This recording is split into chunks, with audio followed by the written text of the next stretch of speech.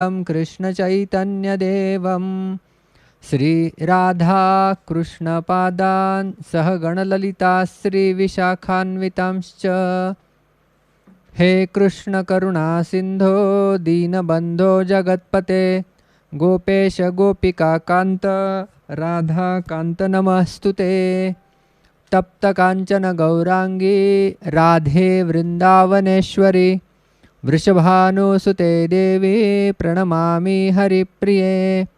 वाञ्छाकल्पतरुभ्यश्च कृपा सिन्धुभ्य एव च पतितानां पावनेभ्यो वैष्णवेभ्यो नमो नमः। नमः ओं विष्णुपादाय कृष्णपृष्ठाय भूतले श्रीमते भक्तिवेदांत स्वामिन् इति नामिने। नमस्ते सारस्वते देवे गौरवाणी प्रचारिणे निर्विशेष शून्यवादी पाश्चात्यदेशतारिणे। जय श्री कृष्ण चैतन्य प्रभु नित्यानंद श्री अद्वैत गदाधर श्रीवास आदि गौर भक्तवृंद। हरे कृष्ण कृष्ण कृष्ण हरे हरे हरे राम राम राम हरे हरे। हरे कृष्ण कृष्ण कृष्ण हरे हरे हरे राम राम राम हरे हरे। हरे कृष्ण कृष्ण कृष्ण हरे हरे हरे राम राम राम हरे हरे। हरे कृष्णा। सभी भक्तों का स्वागत है हमारे चैतन्य चरितामृत के नित्य सत्रों के 36वें दिवसीय सत्र में। अंत्यलीला हमने प्रारंभ की है। कल हमने अध्याय 9 और 10 इनकी चर्चा की थी, जिसमें हमने देखा था कि अध्याय 9 गोपीनाथ पट्टनायक, इनके ऊपर महाप्रभु की कृपा। तो गोपीनाथ, एक दिन की बात थी कि चैतन्य महाप्रभु अपने भक्तों के साथ में थे तो लोग चिल्लाते चिल्लाते आते हैं और कहते हैं कि गोपीनाथ पट्टनायक जो है उन्हें चंगे पे ऊपर चढ़ाया गया है, मतलब उनका अभी जो है वो तलवारों के ऊपर उन्हें फेंका जाएगा और उनका जान चला जाएगा। तो सारे महाप्रभु से विनती कर रहे थे कि आप बचाइए, भवानंद राय का पुत्र है वो, आपकी कृपा पूरे परिवार के ऊपर है तो बचाए। महाप्रभु कहे कि मैं तो सन्यासी हूँ, मैं कुछ नहीं कर सकता। तो इस प्रकार से वो सारा वृत्तांत महाप्रभु पूछते हैं कि क्या हुआ है, और वो सारा वृत्तांत सुनाते हैं कि किस प्रकार से 2 लाख कौड़ियाँ देना उनका जो है वो बाकी है, और राजा ने कहा था कि आप कुछ कीजिए गोपीनाथ जी को। तो राजकुमार गया था और उनके जो घोड़े थे उनका मूल्य उन्होंने कम लगाया, और फिर थोड़ा व्यवहार में गलती हो गया, वहाँ पर दोनों के बीच में अनबन हो गई, और फिर राजकुमार ने उन्हें चंगे पे ऊपर चढ़ा दिया था। तो महाप्रभु कहे कि देखो राजा की गलती नहीं है इसके अंदर, गलती तो केवल गोपीनाथ पट्टनायक की हमें दिख रही है। तो फिर महाप्रभु कहते हैं यदि आप उसकी रक्षा चाहते हैं तो आप जो है वो जगन्नाथ जी से प्रार्थना कीजिए। और सारे भक्त फिर जगन्नाथ जी से प्रार्थना करते हैं, और उसके पश्चात जो है वो हरिचंदन जाके राजा को सूचना देता है कि इस प्रकार से जो है वो चंगे के ऊपर चढ़ा गया है, उनका जान चला जाएगा तो हमारे पैसे भी नहीं मिलेंगे। तो फिर वो राजा उसे आज्ञा देते कि आप व्यवस्थित करो। फिर वो हरिचंदन जाके राजकुमार को समझाता है, फिर राजा सबको बुला के मंत्रणा करके सुलझा देते हैं उस मैटर को वहीं पे। और फिर जो है वो राजा गोपीनाथ पट्टनायक का सत्कार करते हैं, शॉल वगैरह रेशमी उन्हें पहनाते हैं, उनका वेतन दुगना किया जाता है, उनकी नौकरी वैसी की वैसी रखी जाती है, और जो 2 लाख कौड़ियाँ थी उसे भी बकाया माफ़ कर दिया जाता है। तो इस प्रकार से उनके ऊपर कृपा हो गई। फिर महाप्रभु एक दिन जाते हैं भवानंद राय के घर पे, सारे प्रणाम करते हैं महाप्रभु को, और फिर उस समय गोपीनाथ पट्टनायक महाप्रभु से कहते हैं कि तो आपकी कृपा थी, इसके कारण हम लोग बच गए, नहीं तो ये असंभव था। तो गोपीनाथ पट्टनायक कहते हैं कि ये जो कृपा मुझे मिली है ये वास्तव में कृपा नहीं है, तो गौण कृपा है। मुख्य कृपा आपकी जो है भगवत प्रेम प्राप्त होना, ये मुख्य कृपा है जो रामानंद राय वाणीनाथ इन्हें प्राप्त हुई है, तो मुझे भी वही चाहिए। और इस प्रकार से महाप्रभु उनके ऊपर भी कृपा प्रदान करते हैं। और फिर 10वें अध्याय में हमने देखा था कि किस प्रकार से सारे भक्त जब जगन्नाथपुरी आते हैं तो अपने साथ कुछ ना कुछ लेके आते हैं। अद्वैताचार्य, श्रीवास ठाकुर, शिवानंद सेन, राघव पंडित, सब कुछ ना कुछ लेके आते हैं अपने साथ प्रसाद महाप्रभु के रूप, और सारा गोविंद को देते हैं, और गोविंद को कहते हैं कि खिला देना महाप्रभु को। तो महाप्रभु एक बार नहीं, सारे भक्त गोविंद को पूछते हैं कि महाप्रभु को खिलाया खिलाया, तो अभी गोविंद को जवाब देने के लिए पास कुछ होता नहीं है, क्योंकि महाप्रभु नहीं खाए थे अभी तक, वो सब घर के कोने में एकत्रित किया हुआ रहता है। तो फिर महाप्रभु एक दिन बोलते हैं कि सारा प्रसाद लेके आओ, सारा ग्रहण कर लेते हैं, और फिर दूसरे दिन राघव पंडित की झोली भी खुली जाती है, और उसमें फिर महाप्रभु देखते हैं तो सुगंध लेके उसका जो है वो आस्वादन करते हैं और बहुत प्रशंसा करते हैं कि इतना सुंदर बनाया हुआ है। और जब सारे भक्त आए थे, महाप्रभु सबको लेके जो कीर्तन करते थे, और कीर्तन के पश्चात एक दिन की बात है जब वो विश्राम कर रहे होते हैं, तो गोविंद जो पात संवहन करना उनका कार्य था, हर दिन प्रसाद के पश्चात जब महाप्रभु विश्राम करते थे और महाप्रभु जब सो जाते थे तो उसके पश्चात वो प्रसाद ग्रहण किया करते थे। तो उस दिन पात संवहन कर रहे थे महाप्रभु के, करने के लिए जा रहे थे, तो महाप्रभु कहते हैं कि महाप्रभु मुझे अंदर जाना है। महाप्रभु कहते हैं मुझे मुझे मेरे अंदर शक्ति नहीं है। तो वो वस्त्र डालता है महाप्रभु के शरीर के ऊपर और लांग कर जाता है और चरण संवहन करके वहीं पर बैठ जाते हैं। तो महाप्रभु जब जग जाते हैं तो पूछते हैं कि अभी तक यही है, प्रसाद नहीं लिया? तो कहते हैं कि आप सोए थे, मैं कैसे जाऊँ यहाँ से आपको लांग कर। तो महाप्रभु पूछते हैं कि आप अंदर आए, बाहर कैसे नहीं जा सकते, वैसे ही जाने का? तो कहते वो जवाब नहीं देते, वो केवल मन में सोचते हैं कि आपकी सेवा के लिए मुझे नरक में जाना पड़े अपराध करके तो भी चलेगा, लेकिन मैं स्वयं की संतुष्टि के लिए अपराध तो छोड़ दो, अपराध आभास से भी मैं दूर रहता हूँ। तो इस प्रकार से गोविंद की सेवा का भी वर्णन वहाँ पर आता है। और फिर इस प्रकार से महाप्रभु सब सारे भक्तों के यहाँ पे प्रसाद लेने के लिए जाते हैं, शिवानंद सेन के यहाँ पर जाते हैं, और सारे वृत्तांत जो हमने कल उसकी चर्चा की थी। तो इस प्रकार से आज हम प्रारंभ करने जा रहे हैं अध्याय 11, जिसका शीर्षक है हरिदास ठाकुर इनका महाप्रयाण। जय जय श्री चैतन्य जय नित्यानंद, जय अद्वैत चंद्र जय गौर भक्त वृंद। तो कविराज गोस्वामी सारे भक्तों को वंदना करते हैं सर्वप्रथम, और कहते हैं कि ये जो मैं लिख रहा हूँ इन सारे भक्तों की कृपा के कारण लिख पा रहा हूँ, मुझ में लिखने की तो कोई शक्ति है ही नहीं। मैं एक पतित जीव हूँ और मैं अपने स्वयं को शुद्ध करने के लिए ही केवल ये चैतन्य चरितामृत लिख रहा हूँ। जय जय गौर भक्तगण गौर यार प्राण, सब भक्त मिली मोरे भक्ति देह दान। जय गौर भक्तगण गौर यार प्राण, उन चैतन्य महाप्रभु के भक्तों की जय हो जिनके चैतन्य महाप्रभु जो है वो प्राण है। सब भक्त मिली मोरे भक्ति देह दान, सारे भक्त एकत्रित मिलके यदि मुझे दान देंगे भक्ति का, तब मेरे जीवन में कुछ हो सकता है। यही मत महाप्रभुर नीलाचले वास, संगे भक्त लैया कीर्तन विलास। इस प्रकार से महाप्रभु सारे भक्तों के संग में रहा करते थे, और दिन के समय उनका नित्य क्रम था कि जगन्नाथ जी का दर्शन करना, मध्याह्न में समुद्र स्नान करना, भक्तों के यहाँ पे प्रसाद पाना और कीर्तन करते रहना, ये उनका नित्य क्रम हुआ करता था। और रात के समय में महाप्रभु भगवान से विरह अनुभव करते, और केवल स्वरूप दामोदर और राय रामानंद वो उन्हें कुछ सांत्वना देते थे, वो कुछ श्लोक सुनाया करते थे, इस प्रकार से कुछ गीत सुनाया करते थे, तब जाके महाप्रभु का विरह थोड़ा शांत होता था। लेकिन फिर भी रात जो बीतनी बहुत मुश्किल रहा करती थी, और कृष्ण के विरह में महाप्रभु अलग अलग दिव्य भाव उनके शरीरों में जो है वो प्रकट किया करते थे।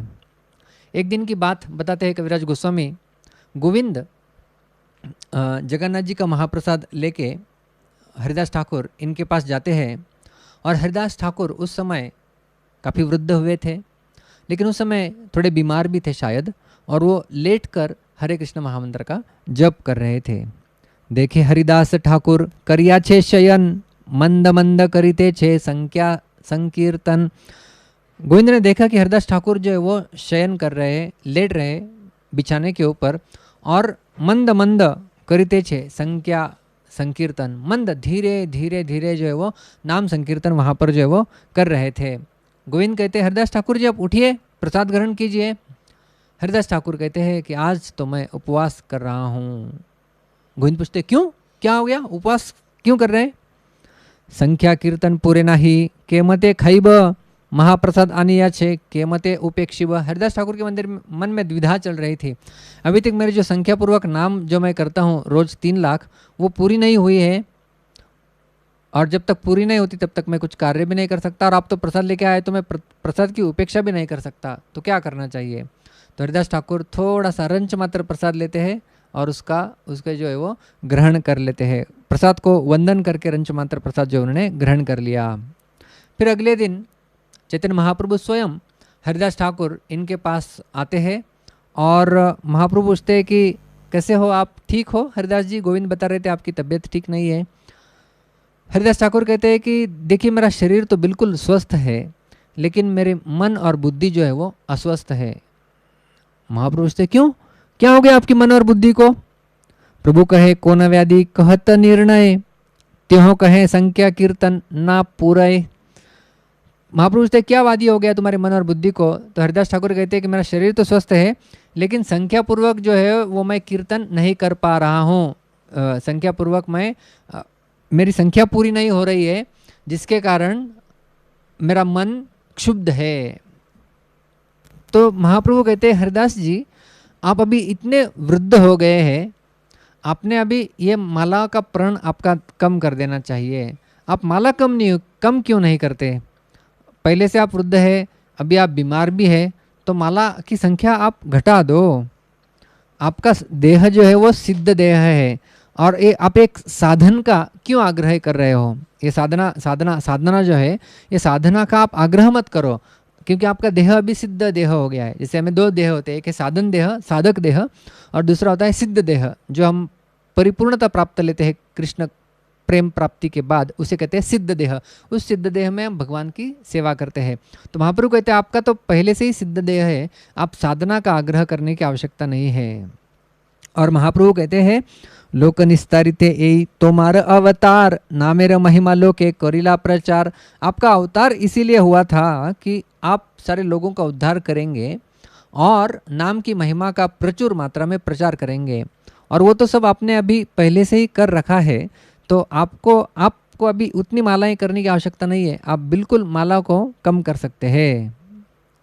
देखिए महाप्रभु स्वयं आके हरिदास ठाकुर को कह रहे हैं कि आप माला कम करो।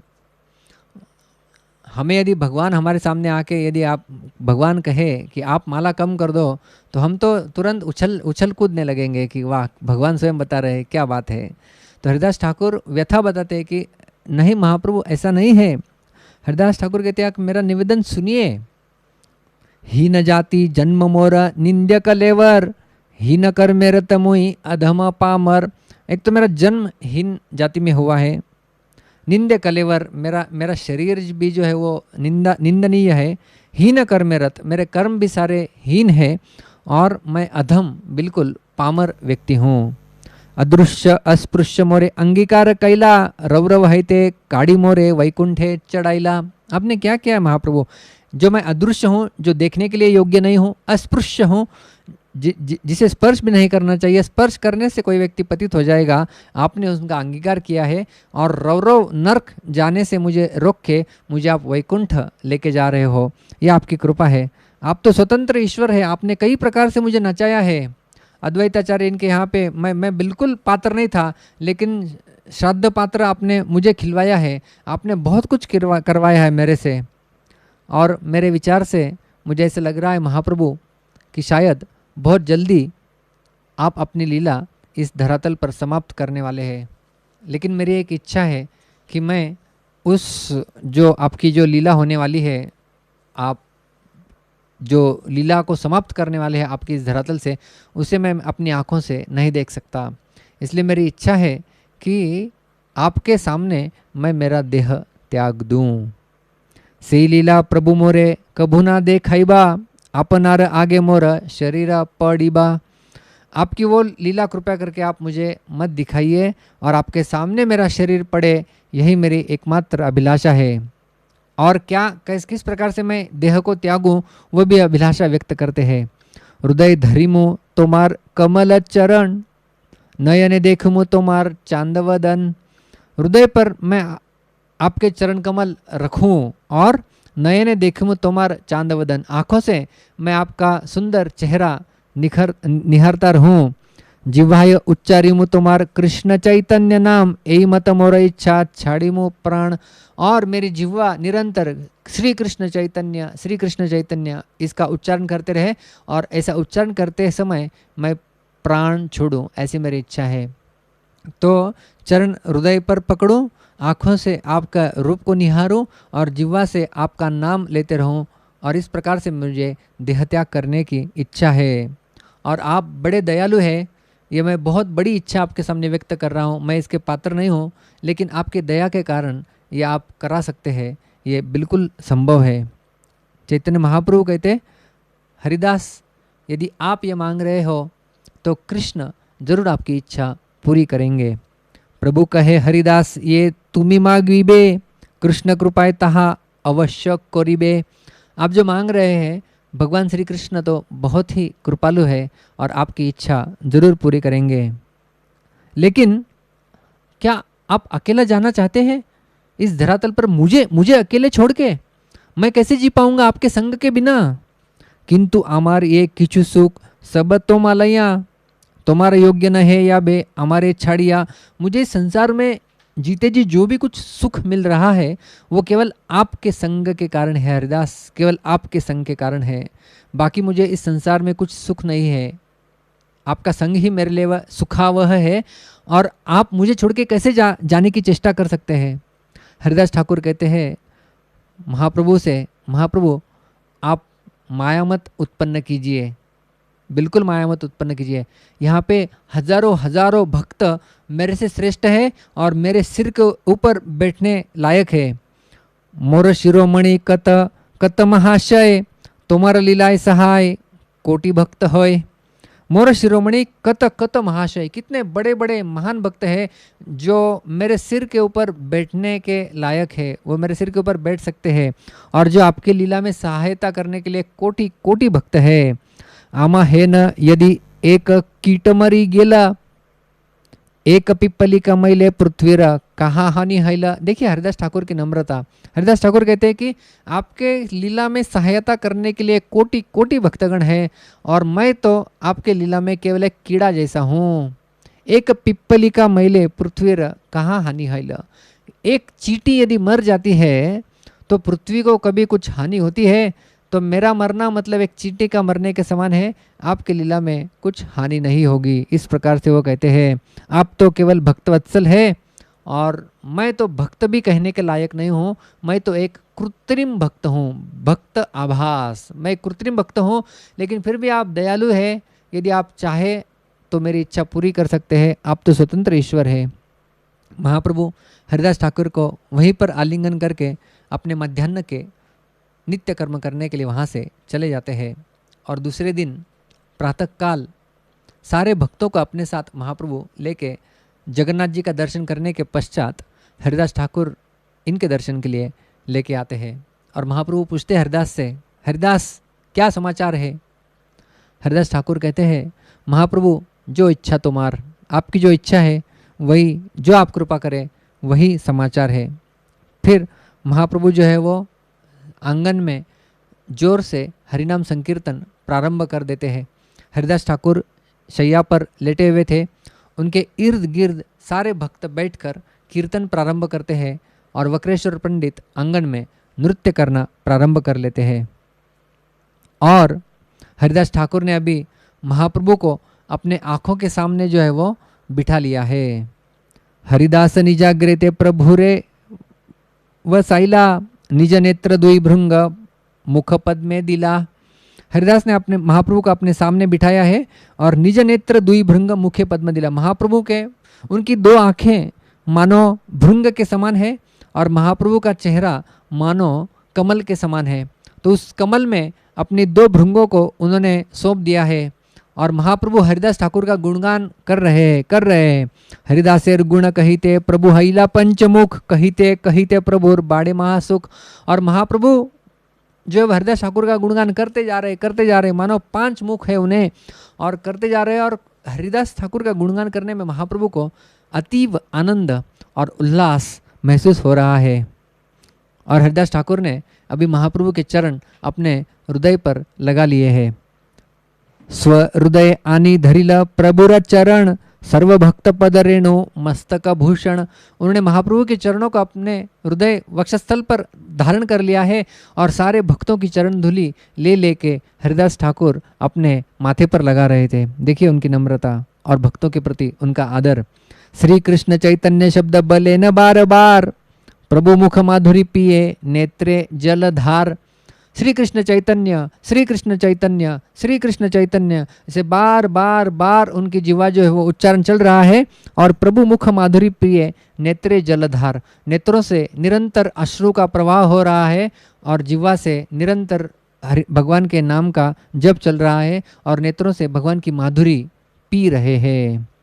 श्री कृष्ण चैतन्य शब्द करीते उच्चारण, नामेर सहित प्राण कैल उत्क्रामण। श्री कृष्ण चैतन्य उन्होंने अंतिम बार बोला और जैसे ही शब्द उनके मुख से निकले मानो उनका प्राण भी अभी उनके शरीर से निकल गया था। महायोगेश्वर प्राय देखी स्वच्छंदे मरण, भीष्मेर निर्याण सबार होइल स्मरण। जिस प्रकार से भीष्मदेव श्रीमद् भागवत के पहले स्कंद के 9वें अध्याय में वर्णन आता है, भगवान श्री कृष्ण के सन्मुख भीष्मदेव ने अपना देह त्याग किया था और उन्हें इच्छा मरण जो है इच्छा मृत्यु इसका वर प्राप्त था। मानो उसी प्रकार से कोई योगी जिसे इच्छा मरण इसका वर प्राप्त हो, उसी प्रकार से हरिदास ठाकुर अपनी स्वयं की इच्छा से उन्होंने अभी जो है वो देह त्याग कर दिया है। और कृष्ण कीर्तन वहाँ पर और जोर से प्रारंभ हो जाता है और चैतन्य महाप्रभु विवल हो जाते हैं। महाप्रभु क्या करते हैं? हरिदासेर तनु प्रभु कोले लैल उठैया, अंगने नाचे न प्रभु प्रेमाविष्ट हैया। महाप्रभु ने हरिदास ठाकुर के उस मृत शरीर को अपने गोद में उठा लिया और अपने हाथ में उठाकर उसी आंगन के प्रांत में महाप्रभु नाचने लगते हैं और सब लोग उच्च रूप में भगवान नाम का कीर्तन करते हैं। उसी समय चैतन्य महाप्रभु स्वरूप दामोदर से इंगित करते हैं कि अभी अगले कार्यक्रम की व्यवस्था आप कीजिए। उसी समय एक वाहन लाया जाता है जो विमान के जैसा था। हरिदास ठाकुर के मृत शरीर को उस वाहन के ऊपर रखा जाता है और सारे भक्त उसे समुद्र की ओर लेके जा रहे हैं। उच्च ध्वनि कीर्तन चल ही रहा है। कीर्तन कर रहे सारे भक्त महाप्रभु उस विमान रूपी वाहक के सामने नृत्य कर रहे थे। वक्रेश्वर पंडित आदि सारे भक्त पीछे पीछे जो है वो कीर्तन करते हुए वहाँ पर जा रहे थे। चैतन्य महाप्रभु ने अपने स्वयं के हाथों से हरिदास ठाकुर के शरीर को समुद्र में स्नान कराया, उन्हें नहलाया और महाप्रभु कहे कि आज से ये समुद्र जो है वो महातीर्थ बन गया है क्योंकि हरिदास ठाकुर ने इसे स्पर्श किया है। और सबने हरिदास ठाकुर के शरीर का चरणों का जो है वो समुद्र के ही जल से अभिषेक किया और उस जल को सबने ग्रहण किया। और उसके पश्चात वहीं पर किनारे पर बालू में एक गड्ढा किया गया और उस गड्ढे में हरिदास ठाकुर इनका शरीर जो है वो रखा गया। शरीर के ऊपर जगन्नाथ मंदिर से लाया हुआ जगन्नाथ जी का महाप्रसाद, जगन्नाथ जी के कुछ रेशमी डोरियाँ, उनके निजी वस्त्र, वो सब रखे गए और सारे भक्त इर्द गिर्द कीर्तन कर रहे थे और मिट्टी सारे अपने अपने हाथों से जो है वो डाल रहे थे और उस गड्ढे को बंद कर रहे थे और महाप्रभु स्वयं वहाँ पर जो है वो कार्य कर रहे थे। हरि बोल भले गौर राय, अपनी श्री हस्ते वालो दिला तार गाय। हरि बोल इसका उच्चारण करते हुए महाप्रभु जो है वो अपने स्वयं के हाथों से जो है वो बालू वहाँ पर ढकेल रहे थे और जब वो पूरा गड्ढा भर जाता है वहाँ पर एक चबूतरा बनाया जाता है बालू का ही और उसके इर्द गिर्द जो है वो दीवार रूपी मानो एक आवरण लगाया जाता है और सारे भक्त अभी उस समाधि रूप जो वहाँ पर चबूतरा था उसका प्रदक्षिणा करते हैं और प्रदक्षिणा करते करते जोरदार हरे कृष्ण महामंत्र का कीर्तन वहाँ पर होता है। और जब सारा कीर्तन हो गया महाप्रभु और सारे भक्तगण जाते हैं, वो स्वयं समुद्र में स्नान करते हैं और स्नान करते पुनः कीर्तन करते करते करते वो सारे भक्त अभी पहुंच जाते हैं सिंहद्वार पर। सारे नगर में जो है वो कीर्तन होता है, सिंहद्वार पे कीर्तन चलता है और स्वयं महाप्रभु वहाँ पे अलग अलग दुकानों में अपना वस्त्र फैलाकर भिक्षा मांग रहे थे और कह रहे थे हरिदास ठाकुर के लिए हमें महोत्सव करना है, प्रसाद चाहिए, प्रसाद चाहिए। हरिदास ठाकुरेर महोत्सवेर तरे, प्रसाद मांगिए भिक्षा देहत आमारे। प्रसाद की भिक्षा मांग रहे थे महाप्रभु और जब महाप्रभु स्वयं मांग रहे तो सारे दुकानदार टोकरियाँ भर भर के दे रहे थे। स्वरूप दामोदर ने महाप्रभु से कहा, महाप्रभु आप आपके निवास स्थान पर चले जाइए, हम लोग इसे एकत्रित करेंगे। और स्वरूप दामोदर ने दुकानदारों से कहा कि इतनी टोकरियां भर के मत दीजिए, क्योंकि सारे लोग दे रहे थे, इतना प्रसाद हो रहा था, केवल 4 मुट्ठी जो है वो करके आप हमें प्रसाद दीजिए। तो सारे दुकानदार इस प्रकार से प्रसाद लेते हैं। सारा प्रसाद सेवकों के साथ लेके स्वरूप दामोदर निवास स्थान पर महाप्रभु के वहाँ पर चले जाते हैं। वाणीनाथ, काशी मिश्र, ये भी जगन्नाथ जी का ढेर सारा प्रसाद जो है वो वहाँ पर भेजते हैं। अभी वहाँ पर जब पहुँच जाते हैं, महाप्रभु ने सारे भक्तों को पंक्तियों में बिठा दिया और स्वयं अपने हाथों से प्रसाद का वितरण उन्होंने जो है वो प्रारंभ किया। सारे भक्तों को प्रसाद वितरण हो रहा था। स्वरूप दामोदर कहे कि महाप्रभु आप स्वयं मत वितरण कीजिए, आप बैठ जाइए और केवल देखिए और हम लोग प्रसाद वितरण करेंगे। और इस प्रकार से प्रसाद वितरण का जिम्मा अभी स्वरूप दामोदर, जगदानंद, काशीश्वर और शंकर पंडित, इन चारों ने ले लिया और सारे भक्तों को प्रसाद वितरित कर दिया। जोर से हरि बोल सारे भक्त कर रहे थे, लेकिन कोई प्रसाद खा नहीं रहा था, क्योंकि जब तक चैतन्य महाप्रभु प्रसाद नहीं ग्रहण करते कोई भक्त वहाँ पर प्रसाद नहीं ग्रहण करता था। तो फिर काशी मिश्र जाते हैं और कुछ और सन्यासियों को महाप्रभु के साथ बिठाया जाता है, परमानंदपुरी, ब्रह्मानंद भारती, और फिर वो प्रसाद ग्रहण करते हैं। फिर सारे भक्त प्रसाद लेना प्रारंभ करते हैं। जो सर्वर्स थे, जो सेवा परोस रहे थे प्रसाद, महाप्रभु सबको कहते हैं और बांटो और बांटो और बांटो करके जो है वो सारे भक्तों को आकंठ प्रसाद जो है वो खिलाया जाता है। और इसके बाद जब प्रसाद पूर्ण हो जाता है, सारे भक्त अपने हाथ मुंह धो लेते हैं। महाप्रभु स्वयं अपने हाथों से सारे उपस्थित भक्तों को माला पहनाते हैं और उनके माथे पे चंदन लगाते हैं। और महाप्रभु प्रेम के आवेश में सारे भक्तों को वहाँ पर जो है वो आशीर्वाद देते हैं। सारे भक्त जब संतुष्ट हो जाते हैं, महाप्रभु आशीर्वाद देते हैं। क्या आशीर्वाद देते हैं महाप्रभु? हरिदासेर विजयोत्सव, ये कैल दर्शन, ये यहाँ नृत्य कैल, ये कैल कीर्तन। जिस जिस व्यक्ति ने हरिदास का इस विजयोत्सव में, विजय उत्सव कहते हैं वास्तव में भक्त के लिए, ये जो उसका तिरोभाव होता है, जब वो इस धरातल को छोड़ के जाता है, वो समय जो है उसे विजय उत्सव कहते हैं, क्योंकि वो भगवत धाम गया है वो भक्त, इसलिए उसे विजय उत्सव करके बुलाया जाता है। तो बर्थडे से ज़्यादा इम्पोर्टेंट होता है तिरुभाव दिवस, इसलिए हमारे वैष्णव कैलेंडर में ज़्यादा तिरुभाव दिन पाए जाते हैं आविर्भाव दिन की तुलना में। हरिदास विजयोत्सव, ये कैला दर्शन, जिन्होंने दर्शन किया है इस विजयोत्सव का, ये यहाँ नृत्य कैला, ये कैला कीर्तन, जिन्होंने नृत्य किया है यहाँ पर, जिसने कीर्तन किया है, ये तारे वालू का दीते करिल गमन, तार मध्य महोत्सव, ये कैला भोजन, जिसने हरिदास ठाकुर के मूर्त शरीर के ऊपर वालू चढ़ाई थी, और जिसने यहाँ पर केवल आके भोजन भी क्यों नहीं प्राप्त किया हो, अचिरे हय बेतान सवार, कृष्ण प्राप्ति, हरिदास दर्शने हय ऐच्छे शक्ति, उसे तुरंत कृष्ण की प्राप्ति हो जाएगी, क्योंकि ऐसी शक्ति थी हरिदास ठाकुर इन शुद्ध भक्तों के केवल दर्शन में। तो इस प्रकार से जो है वो महाप्रभु कहते हैं कि कृष्ण की कृपा से मुझे हरिदास ठाकुर की संगति मिली थी, लेकिन हरिदास ठाकुर जब ये जगत छोड़ना चाहे तो कौन उन्हें रोक सकता है। भगवान की ऐसी इच्छा थी और उन्होंने उस इच्छा मृत्यु को प्राप्त कर लिया है। जिस प्रकार से भीष्मदेव स्वयं की इच्छा से इस जगत को छोड़े थे, उसी प्रकार से हरिदास ठाकुर अभी स्वयं की इच्छा से इस जगत को इन्होंने छोड़ा है, और मुझे यहाँ पर अकेले विवल करके हरिदास ठाकुर चले गए हैं। हरिदास आछिल पृथ्वी वीर शिरोमणि, तहा विना रत्न शून्या होइल मेदिनी। मेदिनी का अर्थ है पृथ्वी।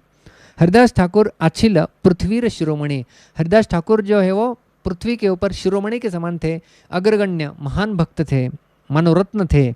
और तहा बिना, अभी जो हरिदास ठाकुर चले गए हैं तो उनके बिना ये पृथ्वी जो है वो रत्न शून्य हैल मेदिनी, ये पृथ्वी अभी रत्न शून्य हो गई है, बिल्कुल इस पृथ्वी को शोभा नहीं है। और जय हरिदास कह के महाप्रभु वहीं पर नृत्य करने लगते हैं, और सारे भक्त भी वहाँ पर जो है वो कीर्तन नृत्य करते हैं। सबे गाय जय जय जय हरिदास, ना मेरे महिमा यह करिला प्रकाश। सारे भक्त जय हरिदास कह रहे थे, जिन्होंने इस धरातल पर जो है वो हरिनाम का प्रकाश इस रूप से फैलाया है कि वो अतुलनीय है, उसकी तुलना किसी के साथ नहीं की जा सकती। और इस प्रकार से सारे भक्तों को महाप्रभु विदा करते हैं, और हर्ष और विषाद जो है वो वहाँ पर होता है। महाप्रभु हर्षित भी है और महाप्रभु जो है वो दुखी भी है। क्यों हर्ष है? क्योंकि हरिदास ठाकुर जो है वो अपने भगवान के धाम में निज स्वरूप को प्राप्त किए हुए इसलिए हर्षित है, और दुखी इसलिए है कि इसके बाद अभी हमें उनका संग नहीं मिलेगा, इसलिए दुखी है। तो इस प्रकार से जब कोई व्यक्ति अपना देह छोड़ देता है तो ये दोनों भावनाएं एक भक्त के मन में उपस्थित होती है, हर्ष और दुख। और कविराज गोस्वामी कहते हैं इस प्रकार से जो है वो मैंने इस हरिदास ठाकुर इनके महाप्रयाण का वर्णन किया है। एक तो कहलू हरिदासेर विजय, यहाँ श्रवण कृष्ण दृढ़ भक्ति है। इस प्रकार से मैंने हरिदास ठाकुर के विजयोत्सव का वर्णन किया है। जो भी भक्त इसे सुनता है, कृष्ण दृढ़ भक्ति होए, भगवान कृष्ण में उनकी भक्ति दृढ़ हो जाती है। और क्या क्या इस वृत्तांत से हमें समझने को और सीखने को मिलता है? चैतन्य भक्तवात्सल्य इहाते ही जानी, भक्तवांछा पूर्ण कैला न्यासी शिरो मणि। चैतन्य महाप्रभु कितने भक्तवत्सल थे, उनकी भक्तवत्सलता का दर्शन यहाँ पर होता है। कैसे?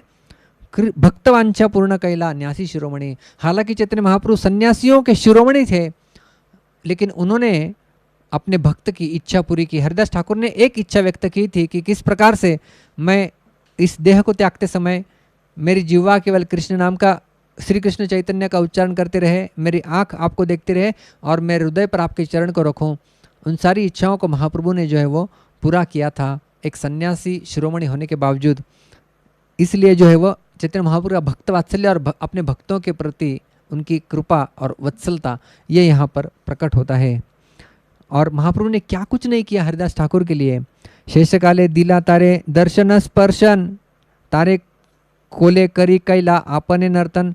आखिरी समय में महाप्रभु ने उन्हें स्पर्श किया, उन्हें दर्शन दिया, और न केवल उतना, उनका शरीर अपने स्वयं के गोद में उठाकर जो है वो उन्होंने नृत्य भी किया। आपने श्री हस्ते कृपाए ताले वालू दिला, आपने प्रसाद मागी महोत्सव कैला। स्वयं के अपने हाथों से महाप्रभु ने वालू वहाँ पर जो है वो उनके समाधि के यहाँ पर रचाई, और स्वयं भिक्षा मांगकर दुकान दुकान द्वार द्वार में स्वयं भिक्षा मांगकर जो है वो हरिदास ठाकुर के प्रयाण के लिए ऐसा दिव्य महोत्सव किया। महाभागवत हरिदास परम विद्वान, ए सौभाग्य लागी आगे करीला पराण। कि हरिदास ठाकुर इतने महाभागवत थे, परम विद्वान भक्त थे, क्या सौभाग्य था उनका कि महाप्रभु के सामने उन्होंने अपने देह को त्यागा, उसकी इच्छा की और इच्छा भी पूरी हो गई। चैतन्य चरित्र यही अमृतेर सिंधु, कर्ण मन तृप्त करे यार एक बिंदु। इस प्रकार से कविराज गोस्वामी कहते हैं कि ये जो चैतन्य चरितामृत है वो क्या है? अमृतेर सिंधु, ये अमृत का सिंधु है, और कर्ण मन तृप्त करे यार एक बिंदु। इसका एक बिंदु भी कोई व्यक्ति पा लेता है तो उसके कर्ण और उसका मन जो है वो तृप्त हो जाता है। ऐसा है चैतन्य चरितामृत। और जो कोई व्यक्ति इस भवसागर को पार करना उसके चित्त में है तो उसने केवल एक कार्य करना चाहिए। भव सिंधु तारी बारे आछे यार चित्त, श्रद्धा करे सुन से चैतन्य चरित्र। जो भी व्यक्ति इस भव सिंधु को पार करना चाहता है, ऐसी उसकी चित्त में अभिलाषा है, उस व्यक्ति ने क्या करना चाहिए? श्रद्धा करी सुन से चैतन्य चरित्र। श्रद्धापूर्वक उस व्यक्ति ने चैतन्य महाप्रभु के इस दिव्य चरित्र को जो है वो सुनना चाहिए। और पहले श्लोक में महाप्रभु को और हरिदास ठाकुर को प्रणाम करते हैं कृष्णदास कविराज गोस्वामी। अध्याय 11 का ये पहला श्लोक है। नमामि हरिदासम तम चैतन्यम च तत्प्रभुम, संस्थिताम अपि यन्मूर्तिम स्वांके कृत्वा ननर्तयः। नमामि हरिदासम तम, मैं उन हरिदास ठाकुर इनको प्रणाम करता हूँ, और तम चैतन्यम च तत्प्रभुम, उनके प्रभु श्री चैतन्य उनको भी प्रणाम करता हूँ। क्या किया उन्होंने? संस्थिताम अपियन मूर्तिम, उनके मूर्त शरीर को उन्होंने स्वांके कृत्वा ननर्तः, उन्होंने जो है वो अपने गोद में उठाया और मूर्त शरीर को गोद में उठा के उन्होंने नृत्य किया। ऐसे महान है हरिदास ठाकुर और महान है उनके प्रभु श्री चैतन्य महाप्रभु। उन दोनों को मैं प्रणाम करता हूँ। और यहाँ पर वो इस अध्याय को विराम देते हैं। अध्याय 12 हम लोग लेने जा रहे हैं, जिसका शीर्षक है चैतन्य महाप्रभु और जगदानंद पंडित, इनके बीच में प्रेम का व्यवहार। बहुत सुंदर। पहले श्लोक में कविराज गोस्वामी कहते हैं, श्रूयताम श्रूयताम नित्यम गीयताम गीयताम मुदा चिंत्यताम चिंत्यताम भक्त चैतन्य चरितामृतम। ये 12वें अध्याय का पहला श्लोक है। कविराज गोस्वामी कहते हैं, श्रूयताम श्रूयताम नित्यम, नित्य रूप से सुनते रहो सुनते रहो सुनते रहो। गीयताम गीयताम मुदा, और आनंदित होके गाते रहो गाते रहो गाते रहो। और चिंत्यताम चिंत्यताम भक्तास, हे भक्तों हमेशा चिंतन करते रहो चिंतन करते रहो चिंतन करते रहो। किस चीज़ का? चैतन्य चरितामृतम।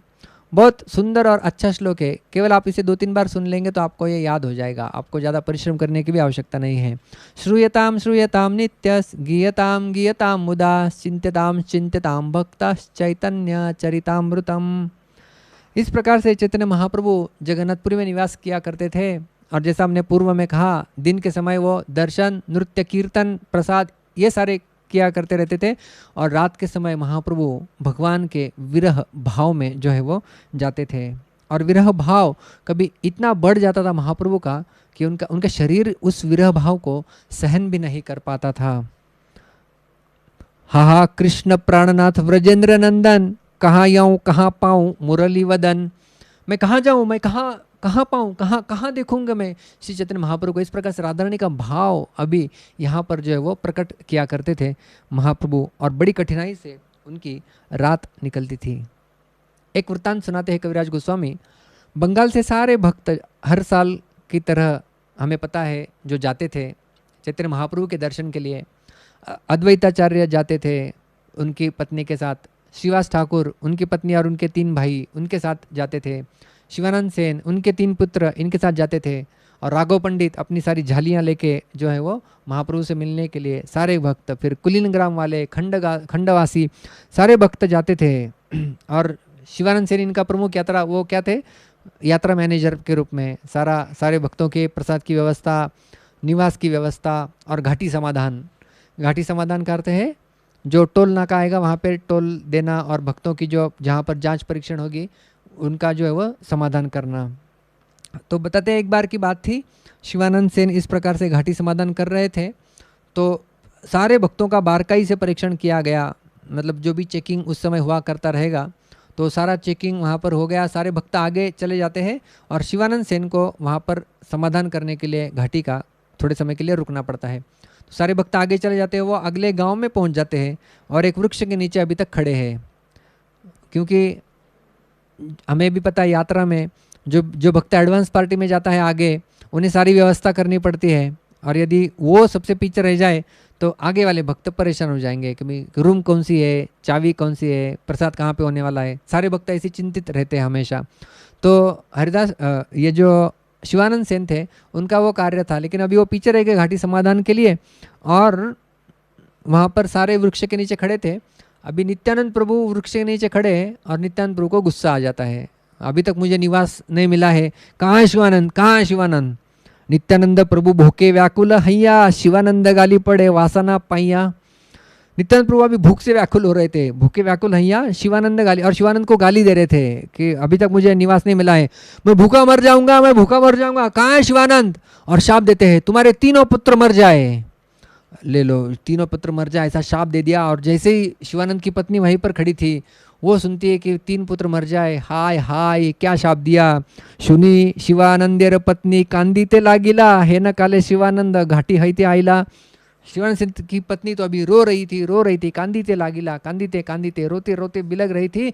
और शिवानंद सेन जो है वहाँ पर घाटी समाधान करके आ जाते हैं, और पत्नी उनकी बताती है, देखो नित्यानंद प्रभु क्रुद्ध हो गए, उन्होंने शाप दिया है कि अपने 3 पुत्र मर जाए। शिवानंद सेन कहते हैं कि अरे नित्यानंद प्रभु को असुविधा हुई और उसके कारण हमारे 3 पुत्र मर जाते हैं, तो ये बहुत बड़ा दंड नहीं है, इससे और ज़्यादा दंड इन्हें हमें देना चाहिए, उन्हें जो है वो असुविधा कदापि नहीं होनी चाहिए।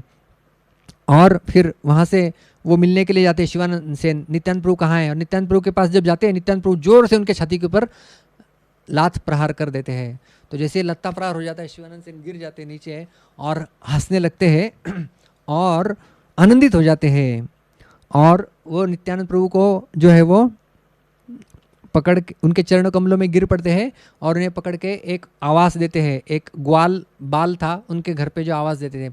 तो इस प्रकार से वो एडवांस पार्टी वगैरह कुछ होता नहीं था, जहाँ पे कुछ घर वर मिल जाते थे वहीं पर वो लोग रुक लेते थे। ग्वालों के घर में गाय का दूध मिल गया, कुछ खाने को मिल गया, इस प्रकार से उनका चलता था। और क्योंकि खुद भी घर सब सामान निकल के चलते थे तो खाना पकाना वो भी उन्हें ही करना पड़ता था। तो एक ग्वाले के यहाँ पे नित्यानंद प्रभु की रहने की जो है वो व्यवस्था कर दी। और शिवानंद सेन अभी नित्यानंद प्रभु के चरण कमल पकड़ते हैं और उनसे कहते हैं, आजी मोरे भृत्य करी अंगीकार कैला, ये मन अपराध भृत्यर योग्य फल दिला। आज जो है आपने मुझे लात मार के जो है वो मैं अभी समझ गया हूँ कि आपने मेरा अंगीकार किया हुआ है। क्योंकि अपना जो निजी भक्त है, अपना जो जैसे कहते हैं ना क्लोज, जितना संबंध अच्छा है उतना उसके ऊपर क्रोध जताया जा सकता है। तो आज मैं समझ गया कि आपने मेरा निज भृत्य करके स्वीकार किया हुआ है और आपने योग्य फल दिया है ये शाप देकर, और आपने जो है मुझे लत्ता प्रहार कर कर। जो आपका दंड है वो कृपा के समान ही है। आपके चरित्र को नित्यानंद प्रभु कौन समझता है। ब्रह्मा जी को भी जो दुर्लभ है वो चरण धूल आज मुझे प्राप्त हुई है। कितना सौभाग्य है मेरा। आज मेरा सारा जन्म, मेरा कुल, मेरा धर्म, मेरे कर्म, सब कुछ जो है वो सफलता को प्राप्त किया हुआ है, क्योंकि आज आपने मुझे अपने निज भृत्य के रूप में स्वीकार किया हुआ है। नित्यानंद प्रभु प्रसन्न हो जाते हैं और शिवानंद सेन का आलिंगन करते हैं। और शिवानंद सेन प्रसन्नतापूर्वक वहाँ से बाहर आते हैं कमरे से, और अभी दूसरों के लिए व्यवस्था कर रहे हैं। अद्वैताचार्य, बाकी सारे भक्त, राघव पंडित, इनकी अभी वो व्यवस्था लगा रहे थे। नित्यानंद प्रभु सब चरित्र विपरीत, क्रुद्ध हैयाला तमारी करे तात हित। इस प्रकार से नित्यानंद प्रभु का चरित्र जो है थोड़ा विपरीत ही है, ऐसा कविराज गोस्वामी कहते हैं। लात मारकर भी वो जो है वो अपनी कृपा ही दिखा रहे हैं भक्तों के प्रति। शिवानंद सेन के बहन का एक लड़का था जिसका नाम था श्रीकांत, उनका भांजा मतलब। तो श्रीकांत को बिल्कुल अच्छा नहीं लगा कि शिवानंद सेन को, मेरे मामा को लात मारी किसी ने। तो वो बोला कुछ नहीं जब शिवानंद सेन थे वहाँ पर, लेकिन जब शिवानंद सेन जब वहाँ पर नहीं थे तब वो अपनी ओर से टिप्पणी करता है कि मेरे मामा को लात मारी नित्यानंद प्रभु ने। अरे नित्यानंद प्रभु को पता नहीं है चैतन्य महाप्रभु के कितने बड़े पार्षद है शिवानंद सेन, कितनी कृपा चैतन्य महाप्रभु की इन्हें मिली हुई है। आज मैं सीधा जाऊंगा और महाप्रभु से कंप्लेंट करूंगा इनकी। और वो वहाँ से सारे पार्टी का संग छोड़ देते हैं और अकेले पहुँच जाते हैं कहाँ पर, चैतन्य महाप्रभु के सीधा निवास स्थान पर पहुंच जाते हैं। और महाप्रभु को वो बड़ा एक कोट वगैरह पहने हुए थे और वैसे ही दंडवत करते हैं। और गोविंद कहता है अरे कोट तो उतारो पहले, कोट बीट उतार के दंडवत किया जाता है महाप्रभु से। महाप्रभु से ऐसे आ गया कोट बीट पहन के, तो महाप्रभु गोविंद को रोकते हैं। प्रभु कहे श्रीकांत आसिया छे पाइया मनो दुख, किछु ना बलिह करुक याते इहार सुख। महाप्रभु कहते हैं कि देखो श्रीकांत सेन जो अभी यहाँ पर आया हुआ है उसके मन में दुख है, वो दुख लेके आया हुआ है। आप कुछ मत बोलिए, जो कर रहा है करने दीजिए। श्रीकांत सेन जब सुनता है दुख पाकर आया है करके, बोले महाप्रभु को कैसे समझ में आ गया, महाप्रभु तो सर्वज्ञ है, मतलब महाप्रभु को सब समझ में आ गया। फिर श्रीकांत महाप्रभु के चरण वंदना करता है। महाप्रभु सब कुछ पूछते हैं क्या है, कैसे है, सब लोग क्यों नहीं आए, कहाँ पर है। तो श्रीकांत सेन बताता है कि मैं थोड़ा आगे आ गया, लेकिन वो वृत्तांत नहीं सुनाता है। वो लात मारने वाला वृत्तांत सुनाने वाले थे लेकिन उन्हें नहीं सुनाता, क्योंकि उन्हें वो जान गए कि महाप्रभु जान गए होंगे क्योंकि वो सर्वज्ञ है। और महाप्रभु फिर सारे भक्तों के बारे में पूछते हैं और श्रीकांत सेन सबके बारे में सुनाता है। और थोड़ी देर के पश्चात सारे भक्त जो है वहाँ पर उपस्थित हो जाते हैं। चैतन्य महाप्रभु सारे भक्तों को मिलते हैं, उनका स्वागत करते हैं, उन्हें रहने के लिए कमरे दिए जाते हैं, उनके प्रसाद की व्यवस्था की जाती है। और शिवानंद सेन अपने तीनों पुत्रों के साथ महाप्रभु से मिलते हैं। और तीसरा पुत्र अभी अभी कुछ समय ही हुआ था, शायद हुआ रहेगा, कुछ महीने या साल हुआ रहेगा। तो महाप्रभु का परिचय नहीं है अभी सबसे छोटे बच्चे से। तो पिछले अध्याय में हमने चर्चा किया था उनके एक पुत्र जिनका नाम था चैतन्य दास। कल के अध्याय में हमने चर्चा की थी जब वो प्रसाद के लिए गए थे। तो ये शायद एक डेढ़ साल का रहेगा। तो महाप्रभु पूछते इसका नाम क्या रखा है। तो शिवानंद सेन कहते हैं कि परमानंद दास। तो वास्तव में जब पिछली बार आए थे तब वो गर्भ में था और तब महाप्रभु ने कहा था कि इसका नाम पुरीदास रखना। तो लेकिन इन्होंने नाम रख दिया था परम आनंद दास। तो महाप्रभु फिर पुरीदास कहते हैं उसे, खुश होते हैं और अपने चरणों का अंगूठा उस बालक के, उस शिशु के मुख में दे देते हैं। और इस प्रकार से सारे शिवानंद के जो परिवार था वहाँ पर महाप्रभु की कृपा थी। शिवानंद सेन, इनकी सौभाग्य के सागर की तुलना कोई नहीं कर सकता, इसे लांघा ही नहीं जा सकता।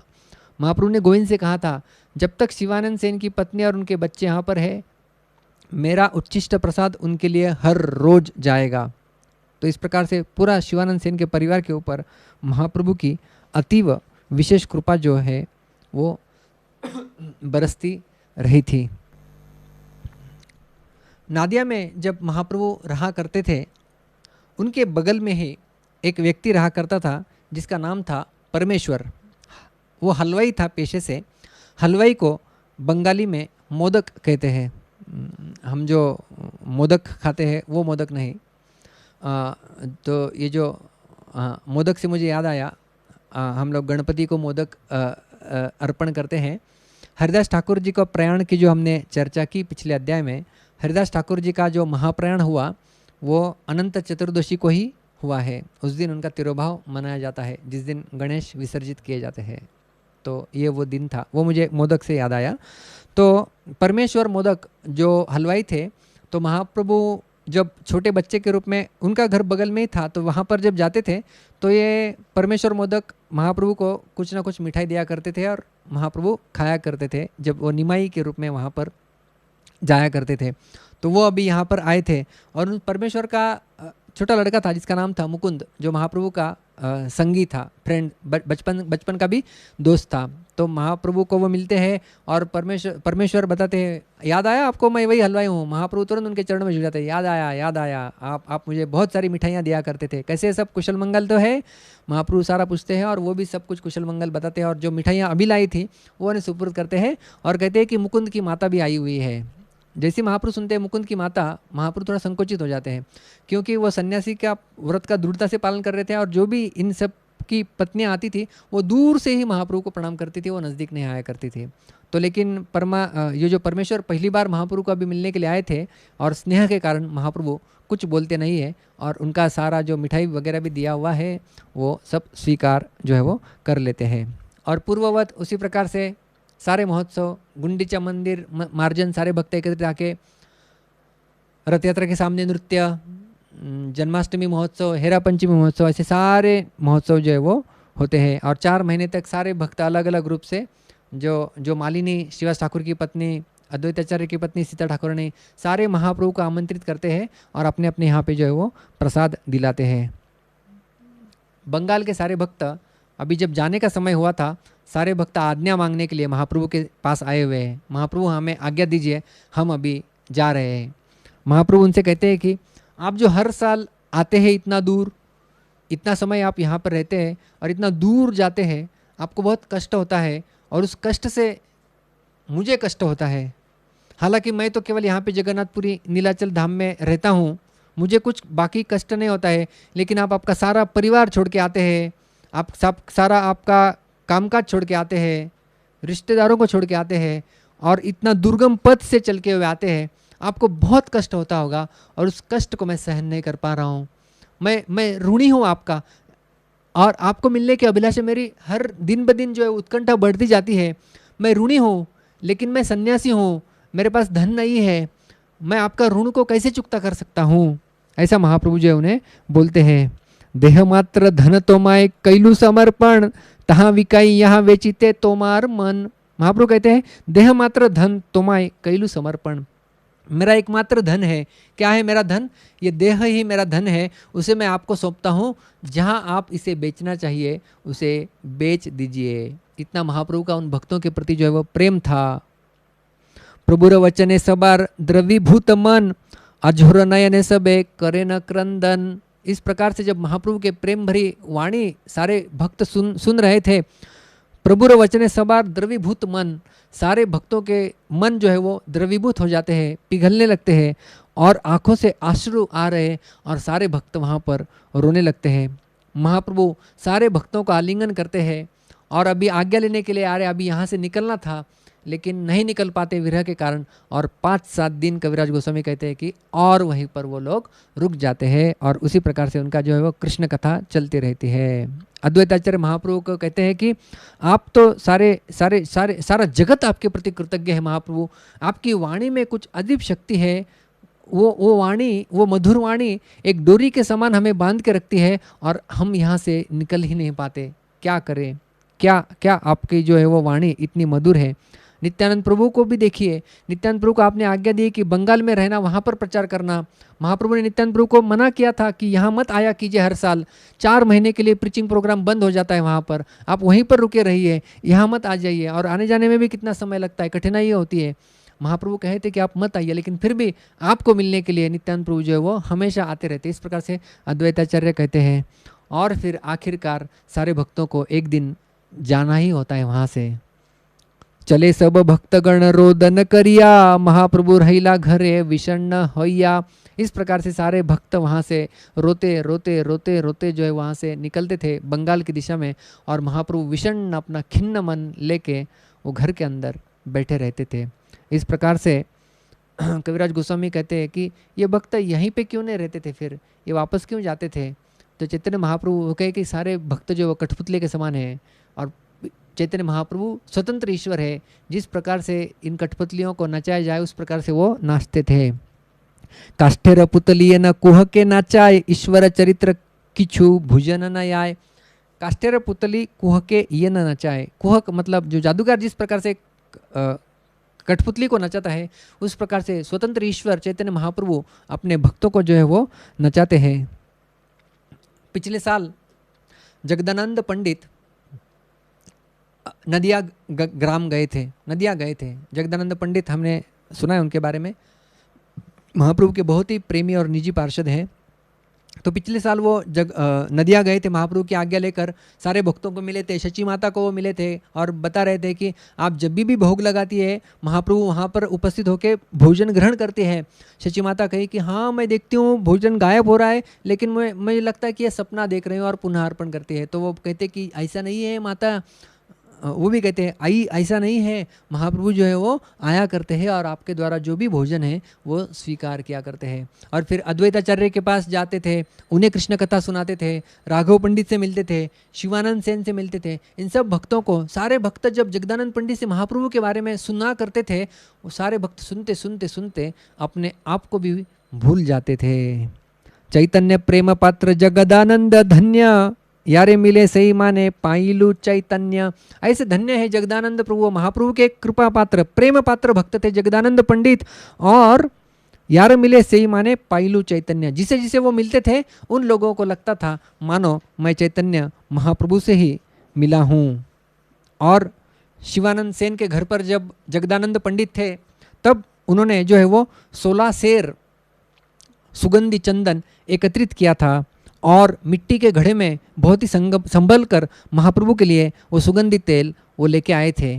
और जब वो आए उन्होंने सारा तेल गोविंद को सुपुर्द किया, और गोविंद को कहा था कि महाप्रभु को इसे मसाज के लिए दे देना। गोविंद महाप्रभु से कहता है, महाप्रभु ये जगदानंद छोड़ के गया है आपके लिए, उसने कहा है कि आपके सिर के ऊपर थोड़ा मसाज कीजिए, आपका जो पित्त और वायु है उसका प्रकोप कम हो जाएगा और आपका शरीर स्वस्थ हो जाएगा। महाप्रभु क्रुद्ध होके कहते ये बिल्कुल तेल बिल मुझे नहीं चाहिए। प्रभु कहे सन्यासीर नहीं तैले अधिकार, तहाते सुगंधी तैल परम अधिकार। तेल बिल तो सन्यासी कभी प्रयोग ही नहीं करता, और सुगंधी तेल है तो उसका तो परम धिक्कार, उसको तो त्याग ही करना चाहिए। जगदानंद को बोलो वो दीप जलाने के लिए जगन्नाथ मंदिर में दे दे, उसका प्रयत्न सफल हो जाएगा, तो उधर दीप जलाने के लिए जगन्नाथ मंदिर में काम आएगा। गोविंद जब जगदानंद को सुनाते, जगदानंद बिल्कुल मौन व्रत, बिल्कुल चिड़ी चुप, कुछ बोलते नहीं है। और 10 दिन के लिए ये मौन व्रत चलता है उनका, और 10 दिन जगदानंद मौन है, महाप्रभु को पता नहीं है, लेकिन गोविंद आके सुनाता है, महाप्रभु वो जगदानंद का तेल आप प्रयोग कीजिए ना कृपया करके, कितनी मेहनत करके लाया है। महाप्रभु कहते हैं कि क्रोध करते हैं, यार तेल लाया ना, थोड़ा मालिश वाला भी लाके रखो, मसाज विशाज रोज किया करो मेरी थोड़ा मालिश वाला उसको बोलो वो भी लेके आओ। और इस प्रकार से महाप्रभु क्रोध जताते हैं। क्रोध जताते हैं, यही सुख लागी आमी करीलू संन्यास, हमारा सर्वनाश तुम्हार सबार परिहास, इसलिए मैंने संन्यास लिया है, मसाज करते रहूं, सुखपूर्वक सोऊं और केवल इस प्रकार से जो है वो मेरा सर्वनाश हो जाए और आप लोगों को परिहास करने का मौका मिल जाए। वाह रे वाह। तेल तेल तेल तेल तेल लगा कि यदि मैं रास्ते से जाऊंगा उसकी सुगंध आएगी, सारे लोग कहेंगे देखो दारी सन्यासी जा रहा है, दारी सन्यासी। दारी सन्यासी का अर्थ होता है कि ऐसा सन्यासी जो तांत्रिक है और स्त्रियों को अपने घर में रखा करता है, उसे कहते हैं दारी सन्यासी। सारे लोग दारी सन्यासी कह के उपहास करेंगे और आप लोगों को प्रयास के लिए मौका मिल जाएगा। गोविंद जब ये संदेश जगदानंद को सुनाते, जगदानंद भी क्रोधित हो जाता है अभी और उसका क्रोध बढ़ जाता है। जगदानंद कहता है झूठी वार्ता मत बता, कब लाया था मैंने तेल, मैं तेल लाया ही नहीं हूं। जगदानंद भागते भागते महाप्रभु के घर में जाते हैं, वो घड़ा उठाते हैं और आंगन में जोर से फेंक देते हैं। एत बली घर हईते तैल कलश लैया प्रभु राघे अंगनाते फेलीला भंगिया, फेंक देते हैं और वो भंग हो जाता है। और वहां से जो है वो कहते मैंने तेल लाया नहीं था, लेके आंगन में फेंक दिया, फूट गया सारा तेल, तेल तेल यहाँ हो जाता है। और जगदानंद भागते भागते अपने घर में जाते हैं, दरवाजा बंद कर देते हैं और बैठ जाते हैं। पहले तो मौन व्रत था 10 दिन का, अभी खाना बंद कर देते हैं। वे 3 दिन तक बिल्कुल उपवास, कुछ खाया नहीं जगदानंद ने। 3 दिन के बाद महाप्रभु को समझ में आता है, गोविंद समाचार देते हैं कि कुछ खाया नहीं है। महाप्रभु जाते हैं उनके दरवाजे पर, दरवाजा ठकठाते हैं, बिल्कुल दरवाजा खोल नहीं रहे जगदानंद। महाप्रभु कहते हैं देखो जगदानंद उठो, मैं अभी जगन्नाथ जी के दर्शन के लिए जा रहा हूँ, आने के बाद आपके यहाँ पर प्रसाद के लिए आऊँगा। लो अभी महाप्रभु ने ऐसा बोल दिया तो जगदानंद को क्या दूसरा रास्ता नहीं था। जगदानंद बेचारे उठ जाते हैं, उठ के स्नान करते हैं, भोजन कराते हैं। और महाप्रभु जब आते हैं जगन्नाथ जी का दर्शन करने के पश्चात, वो उन्हें हाथ मुंह धोने के लिए जगह बनाते हैं। धोने के पश्चात एक आसन डालते हैं और आसन के ऊपर महाप्रभु को बिठाया है, केले के पत्ता सामने रखा गया है और मानो एक पर्वत के रूप में वहाँ पर भात रखा गया है, एक पर्वत के रूप में। और उसके इर्द गिर्द चारों दिशाओं में सब्जी के द्रोण रखे गए हैं, कई सारी सब्जियां रखी गई है और तुलसी मंजरी रख के महाप्रभु को भोग लगाया गया है। महाप्रभु कहते हैं जगदानंद आप भी बैठो, हम दोनों साथ में खाएंगे। जगदानंद कहते हैं नहीं महाप्रभु, पहले आप खा लीजिए, पहले आप खा लीजिए। महाप्रभु प्रसाद ग्रहण करना शुरू करते हैं और कहते हैं वाह क्या स्वाद है, क्रोधावेशेर पाकेर हय ऐचे स्वाद, यही तो जानिए तोमाए कृष्णेर प्रसाद। क्रोध में भी आपने खाना बनाया है, उसका भी इतना स्वाद है, इसका अर्थ यह है कि कृष्ण की आपके ऊपर जरूर कृपा हुई है। कृष्ण स्वयं भोजन करते हैं और इसलिए जो है वो आपसे इतना सुंदर भोजन कृष्ण बनवाते हैं। ये अमृत तुल्य भोजन है और इसका जो है वो कुछ स्वाद का जो है वो कुछ वर्णन ही नहीं किया जा सकता। कृष्ण ने आपके ऊपर इतनी कृपा की है, आपके सौभाग्य की सीमा उसका वर्णन नहीं हो सकता। जगदानंद पंडित महाप्रभु से कहते हैं कि खाने वाला भी वही है और बनाने वाला पाक करता भी वही है, मैं तो केवल सारी जो है वो सामग्री एकत्र करने का काम करता हूँ और परोसते हैं। क्योंकि महाप्रभु अभी जैसे कई बार भक्त जब प्रसाद ग्रहण करने के लिए जाते हैं, कहते हैं खीर कितनी अच्छी हुई है, तो उन्हें और परोसी जाती है। तो महाप्रभु और गुणगान कर रहे हैं प्रसाद का और जगदानंद पंडित सर्व करते जा रहे। पुनः पुनः पंडित नाना व्यंजन परिवेशे, भय किछु ना बले न प्रभु खाए न हरिशे। अभी पुनः जो है वो और व्यंजन डाल रहे। महाप्रभु भी भयभीत, पहले 10 दिन मौन व्रत था, अभी 3 दिन उपवास था, अभी और कुछ बोल दे तो पता नहीं क्या करेगा। तो महाप्रभु भय से खा रहे। कविराज गोस्वामी कहते हैं कि जितना हर रोज खाते थे उससे 10 गुना अधिक खा लिया, लेकिन फिर भी परोसना बंद। महाप्रभु भी उठते थे तो और परोस देते थे। महाप्रभु उठते थे बस हो गया, जगदानंद और परोस देते थे और इस प्रकार से उनका परोसना चल गया। महाप्रभु किछु बलिते नारे न प्रभु खाए न त रासे, न खैले जगदानंद करीबे उपासे। यदि मैं नहीं खाऊंगा तो डर के मारे महाप्रभु डर के मारे खा रहे। यदि मैं नहीं खाऊंगा तो यह और कुछ उपवास कर लेगा, इसका कुछ बोला नहीं जा सकता। महाप्रभु कहते अरे भाई मैं 10 गुना अधिक खा लिया हूँ रोज के तुलना में। फिर जगदानंद जो है वो रुक जाते हैं। हाथ मुँह धोने के पश्चात जगदानंद स्वयं अपने हाथ से महाप्रभु को माला और चंदन अर्पण करते हैं और महाप्रभु कहते जगदानंद आप मेरे सामने अभी खाने के लिए बैठ जाइए। जगदानंद कहते हैं नहीं महाप्रभु आप चले जाइए, मैं ज़रूर अवश्य खा लूँगा क्योंकि मुझे जो है वो यहाँ पर मुझे मदद करने के लिए रामाई और रघुनाथ आए थे, तो मुझे उन्हें भी जो है वो कुछ सब्जियाँ और भोजन जो है वो परोसना है, बना के कुछ देना है, तो आप चले जाइए। तो महाप्रभु जाते हैं और गोविंद को कहते हैं आप यहीं पे रुको, और जब जगदानंद भोजन कर लेगा मुझे सूचना दे देना। और महाप्रभु वहाँ से चले जाते हैं। जैसे महाप्रभु चले जाते हैं, जगदानंद गोविंद को कहते हैं अरे जहाँ महाप्रभु चले गए उनका पाद सम्मान करना होगा, तू चला जा, उन्हें बोल देना कि मैं बैठ गया हूँ खाने के लिए। तो गोविंद चला जाता है। गोविंद चला जाता है, महाप्रभु गोविंद को कहते हैं कि वापस जाओ, देख के आओ खाया है कि नहीं, मुझे बता। तो गोविंद को वापस आता है गोविंद, और इस प्रकार से गोविंद जब वापस आते हैं तो जगदानंद पंडित, जो रामाई, नंदाई, रघुनाथ वो थे, उन सबको महाप्रभु का शेष जो है वो महाप्रसाद खिलाते हैं। और गोविंद वापस आके महाप्रभु को सूचना देता है कि इस प्रकार से उन्होंने प्रसाद ग्रहण कर लिया है। और महाप्रभु उसके बाद जो है वो सुखपूर्वक निद्रा करते हैं। जगदानंदे प्रभु ते प्रेम चले एई मते, सत्यभामा कृष्ण ये छे शुनि भागवते। भागवत में ऐसे हमने सुना है कि सत्यभामा और कृष्ण इनका जो प्रेम का झगड़ा हुआ करता था, उसी प्रकार से जगदानंद पंडित कौन है, वो सत्यभामा के ही कृष्ण लीला के अवतार माने जाते हैं चैतन्य लीला में। तो इस प्रकार से उनका जो है वो दिव्य झगड़ा हुआ करता था। जैसे हमने देखा कि दो प्रकार के भक्त महाप्रभु के थे, एक थे वामपंथी और दूसरे थे दक्षिणपंथी। वामपंथी भक्त मतलब जिनके साथ महाप्रभु झगड़ा किया करते थे वो थे जगदानंद पंडित, और दूसरे थे दक्षिणपंथी, वो थे गदाधर पंडित, जो रुक्मिणी जैसे मतलब शांत स्वभाव वाले, कुछ भी थोड़ा भी बहुत कुछ बोल दिया तो वो रोने लगते थे, शांत बैठते थे, कुछ भी प्रत्युत्तर नहीं देते थे। तो जगदानंद पंडित का जो भाग्य था उसकी सीमा का बिल्कुल वर्णन नहीं किया जा सकता। कविराज गोस्वामी कहते हैं जगदानंदेर प्रेम विवर्त शुनेयई जन, प्रेमेर स्वरूप जाने पाय प्रेम धन। जगदानंदेर प्रेम विवर्त, ये जो प्रेम का जो उनका झगड़ा था, यदि जो कोई इसे सुन लेता है, प्रेमेर स्वरूप जाने पाय प्रेम धन। वास्तव में प्रेम क्या होता है, वो प्रेम का स्वरूप कोई जो भगवत प्रेम है उसे जान लेता है और उसे भगवान कृष्ण के प्रति जो है वो पाय प्रेम धन, उस प्रेम रूपी धन की प्राप्ति जो है वो हो जाती है। इस प्रकार से यहाँ पर कविराज गोस्वामी विराम देते हैं। जय जय श्री रूप रघुनाथ पदेयार आश, चैतन्य चरितामृत कहे कृष्ण दास। तो यहाँ पर जो है वो विराम दिया जाता है महाप्रभु की इस लीला को। और अभी कल के अध्याय में हम लोग देखेंगे कि रघुनाथ भट्ट गोस्वामी, रघुनाथ दास गोस्वामी, इनका मिलन तो हमने देखा था छठे अध्याय में। रूप गोस्वामी, सनातन गोस्वामी, इनका मिलन देखा था। अभी रघुनाथ भट्ट गोस्वामी, उसका वर्णन अगले अध्याय में होगा। यदि आपको सुनना है तो मिलेंगे हम कल ठीक शाम को 6:30 बजे, 5:30 बजे। अभी हमारा समय है आज के प्रश्न का। तो प्रश्न आसान,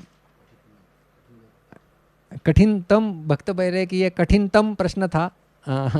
प्रश्नतर और प्रश्नतम। तो प्रश्नतम की हम आपको थोड़ी थोड़ी झलक दे रहे हैं। तो ये प्रश्न था, अध्याय दूसरा सिंपल था कि कुछ लोग कहते हैं कि कृष्ण क्षीरोदकशाही विष्णु के अवतार है, और ये कथन क्या असंभव है, संभव है, अव्यावहारिक है या अविवेकी है। तो ये वर्णन आता है अध्याय लीला दूसरे अध्याय में आखिरी श्लोक में 111, 12, 13, 14, 15। यदि आप इन्हें पढ़ेंगे तो कविराज गोस्वामी वर्णन करते हैं, ये फ्लो से रिलेटेड है कि कविराज गोस्वामी वर्णन करते हैं कि कृष्ण सारों के अवतार है, और बाकी सारे तो केवल बाकी सारे अवतार है, कृष्ण जो अवतारी है उनसे सारे अंश और विस्तार, एतेच अंश कला पुंसा कृष्णस्तु भगवान स्वयं, ये सारे उनके अंश है। फिर क्षीरोदकशाही, गर्भोदकशाही, कारणोदकशाही, ये सारे उनके अंश है। और आखिर में कहते हैं कि कुछ लोग कहते हैं कि कृष्ण नारायण से आते हैं, या कृष्ण ही नारायण है, या कृष्ण क्षीरोदकशाही से आते हैं। तो वहाँ पर उन्होंने लिखा है कि यह सब संभव है। क्यों संभव है? क्योंकि कृष्ण कुछ भी कर सकते हैं, क्योंकि कृष्ण इच्छा बली असी, वो कुछ भी कर सकते हैं, इसलिए ये भी संभव है। इसलिए इस सवाल का जवाब आपके जनरल नॉलेज से यदि देखा जाए तो ये असंभव है, क्योंकि कृष्ण से क्षीरोदकशाही विष्णु आते हैं। लेकिन यहाँ पर जो प्रश्न है कि क्षीरोदकशाही विष्णु से कृष्ण आना यह भी संभव है, क्योंकि कृष्ण कुछ भी कर सकते हैं। इसलिए इस सवाल का जवाब जो है वो बी संभव है, इट इज़ क्वाइट पॉसिबल। तो ये था प्रश्न। तो मिलेंगे हम कल ठीक शाम को 5:30 बजे। तब तक के लिए बहुत बहुत धन्यवाद। हरे कृष्णा। ग्रंथराज श्री चैतन्य चरितामृत की जय, कृष्णदास कविराज गोस्वामी पाद की जय, श्रील प्रभुपाद की जय।